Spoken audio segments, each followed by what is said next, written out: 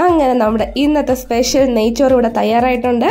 അതിൻ്റെ കൂടെ നല്ല ഒന്നാമതൊരു ബീഫ് കറിയും കൂടി ഉണ്ട്. ബീഫ് കറിയുടെ റെസിപ്പിയൊക്കെ നമ്മൾ നേരത്തെ ഇട്ടിട്ടുള്ളതാണ്. എല്ലാവരും ഈ രീതിയിൽ തന്നെ നെയ്ച്ചോറൊന്ന് ചെയ്ത് നോക്കുക. കറക്റ്റ് കൺസിസ്റ്റൻസിയിൽ നമുക്ക് കിട്ടും. മറക്കാതെ ചെയ്ത് നോക്കിയിട്ട് നിങ്ങളുടെ അഭിപ്രായങ്ങൾ അറിയിക്കുക. നമ്മുടെ ഇന്നത്തെ റെസിപ്പി എങ്ങനെയാണ് ചെയ്യുന്നതെന്ന് നമുക്ക് നോക്കാം. നെയ്ച്ചോറ് ഉണ്ടാക്കാൻ തുടങ്ങുന്നതിന് മുമ്പ് നമുക്ക് ആദ്യം കുറച്ച് ഉള്ളിയൊക്കെ ഒന്ന് വറുത്ത് മാറ്റി വെക്കണം. അപ്പോൾ അതിന് വേണ്ടി ഒരു പാൻ എടുത്തിട്ട് അതിലേക്ക് എണ്ണ ഒഴിച്ചു കൊടുക്കുക. എണ്ണ ചൂടാവുമ്പോഴേക്കും ഒരു സവാള കനം കുറച്ച് അരിഞ്ഞത് നമുക്ക് അതിലേക്ക് ഇട്ട് കൊടുക്കാം. ഇനി ഇത് കരിഞ്ഞു പോകാതെ നന്നായിട്ടൊന്ന് വറുത്തെടുക്കാം. കരിഞ്ഞു പോകാതെ സൂക്ഷിക്കണം. നല്ല ഗോൾഡൻ കളറാവുന്ന വരെ ഒന്ന് വറുത്തെടുക്കാം. സവാളയൊക്കെ നന്നായിട്ട് മൂത്ത് വന്നിട്ടുണ്ട്. നമ്മൾ കൈ എടുക്കാതെ ഇങ്ങനെ ഇറക്കിക്കൊണ്ടിരിക്കണം കേട്ടോ, അല്ലെങ്കിൽ ഇത് കരിഞ്ഞു പോകും. ഇനി കുറച്ചും കൂടി ഡാർക്ക് ആവാൻ നിന്നാൽ ഉള്ളി നന്നായിട്ട് കരിഞ്ഞു പോകും. നമുക്കിത് കോരിയെടുക്കാം. സവാള നമ്മൾ വറുത്ത് വെച്ചിട്ടുണ്ട്. ഇനി അതേ എണ്ണയിലേക്ക് തന്നെ നമുക്ക് കിസ്മിസും അണ്ടിപ്പരിപ്പും ഇട്ട് ഒന്ന് വറുത്തെടുക്കാം. അത് നമുക്ക് അണ്ടിപ്പരിപ്പ് ഇട്ട് കൊടുക്കാം. ഈ കിടന്ന് നന്നായിട്ടൊന്ന് മൂക്കട്ടെ. അണ്ടിപ്പരിപ്പ് ചെറുതായിട്ട് കളർ മാറി വരുമ്പോൾ നമുക്ക് കിസ്മിസ് കൂടി ചേർത്ത് കൊടുക്കാം.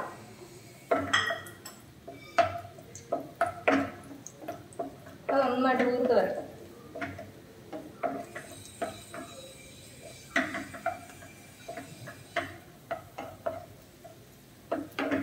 അണ്ടിപ്പരിപ്പും കിസ്മിസും ഒക്കെ നന്നായിട്ട് എണ്ണയിൽ കിടന്ന് മൂത്തിട്ടുണ്ട്. ഇനി നമുക്കിത് കോരി മാറ്റി വെക്കാം. അപ്പോൾ അതെ, അണ്ടിപ്പരിപ്പും കിസ്മിസും സവാളയൊക്കെ നമ്മൾ എണ്ണയിലിട്ട് വറുത്ത് വെച്ചിട്ടുണ്ട്. ഇനി നമുക്ക് നമ്മുടെ നെയ്ച്ചോറ് ഉണ്ടാക്കാൻ തുടങ്ങാം. അപ്പോൾ അതിന് വേണ്ടിയിട്ട് ഞാൻ വലിയൊരു പാത്രം എടുത്ത് വെച്ചിട്ടുണ്ട്. അതൊന്ന് ചൂടാകട്ടെ.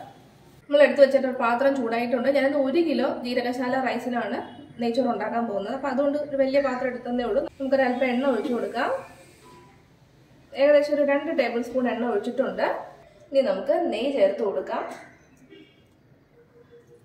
നെയ്ച്ചോറാണല്ലോ, അപ്പം നെയ്യ് വേണ്ടേ. നമുക്കൊരു 3 ടീസ്പൂൺ നെയ്യ്. ഇനി ഇതിലേക്ക് നമുക്ക് സ്പൈസസ് ചേർത്ത് കൊടുക്കാം. കുറച്ച് ഏലക്ക, കറുവാപ്പട്ട, ഗ്രാമ്പു, കുറച്ച് കുരുമുളക്, പിന്നെ ഒരു തക്കോലം. ഇത്രയും സാധനങ്ങളാണ് ഞാൻ ഇടാൻ പോകുന്നത്. അതിലേക്ക് ഇട്ടിട്ട് ഒന്ന് വഴറ്റി കൊടുക്കാം.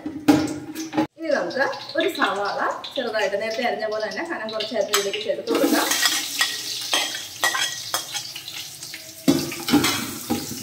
ജസ്റ്റ് ഒന്ന് വഴറ്റിയെടുത്താൽ മതി. ഒന്ന് വഴണ്ട് വന്നാൽ മതി.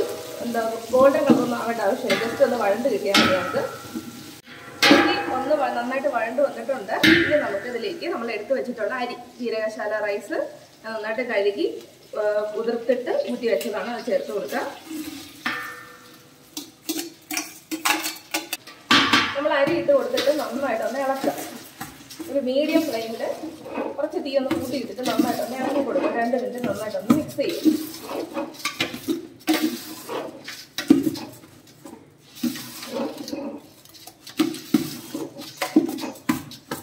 ഇനി നമുക്ക് വെള്ളം ചേർത്ത് കൊടുക്കാം. വെള്ളം എന്ന് വെച്ചാൽ നല്ല തിളപ്പിച്ച വെള്ളം വേണം ഒഴിച്ചു കൊടുക്കാൻ.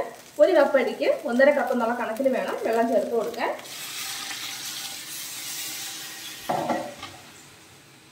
ഈ ഒരു ഗ്ലാസ്സിൽ ഞാനൊരു 3 ഗ്ലാസ് അരിയാണ് അളന്നെടുത്തിട്ടുള്ളത്. അപ്പോൾ അതിന് 3 ഗ്ലാസ്സിന് 4.5 ഗ്ലാസ് വെള്ളം ഞാൻ ഇതിനകത്ത് ഒഴിച്ചിട്ടുണ്ട്.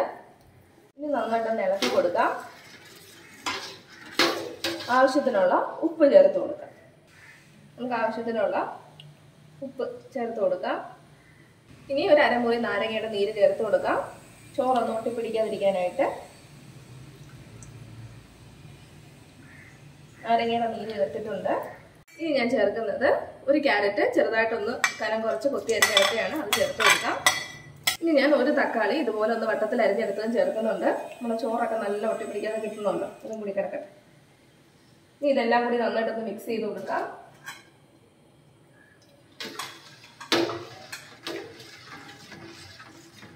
ഇനി ഇതിൽ കിടന്ന് നന്നായിട്ട് ചോറൊന്ന് വേവട്ടെ.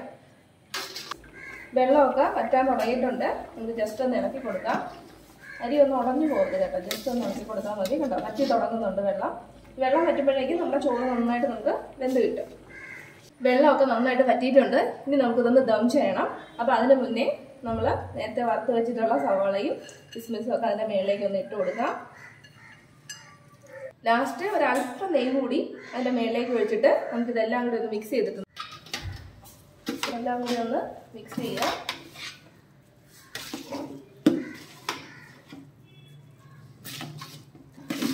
ഇനി നമുക്കിതൊന്ന് ദം ചെയ്യാം.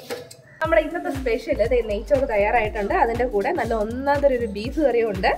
നമുക്കിത് ഇവർക്ക് കൊടുത്തിട്ട് ഒന്ന് ടേസ്റ്റ് നോക്കാൻ പറയാം. കഴിച്ച് നോക്കിയിട്ട് പറയാം കേട്ടോ. അപ്പൂ